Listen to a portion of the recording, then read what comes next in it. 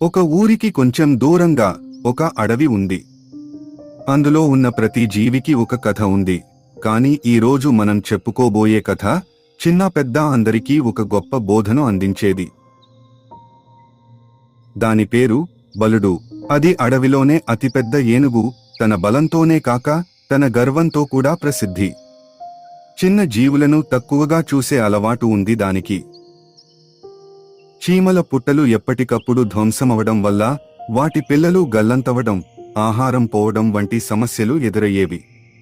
కానీ ఏనుగు తానేమీ చేయలేదన్నట్లుగా వ్యవహరించేది. మన బలం మన పరిమాణంలో లేదు, మన ఐకమత్యంలో ఉంది.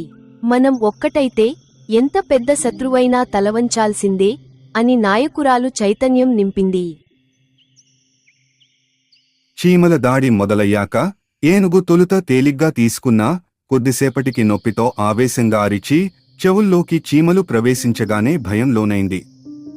ఓ మాయమ్మ అని అరుస్తూ అడవి అంతా దద్దరిల్లేలా చేశాడు. చీమల నాయకురాలు అప్పుడు, చూశావా బలుడా, నీ శరీరం పెద్దదైనంత మాత్రాన నువ్వు బలవంతుడివి కాదు. ఐకమత్యంలోనే నిజమైన బలం ఉంది. ఒక్క చీమ నిన్ను ఏమీ చేయలేకపోవచ్చు, కాని వేల చీమలు ఒక్కటైతే నువ్వు ఎంతటి బలవంతుడివైనా తలవంచాల్సిందే. బలుడు చివరకు తను చేసిన తప్పును అర్థం చేసుకుని చిన్న జీవుల జీవితానికి విలువ ఉందని తెలుసుకున్నాడు. చీమల ఐకమత్యం ఒక పెద్ద జంతువుని మార్చేసింది. అంతేకాదు, అడవి అంతా ఈ సంఘటనను మాటలుగా చెబుతూ ఐకమత్యమే నిజమైన బలమని గుర్తుంచుకుంది.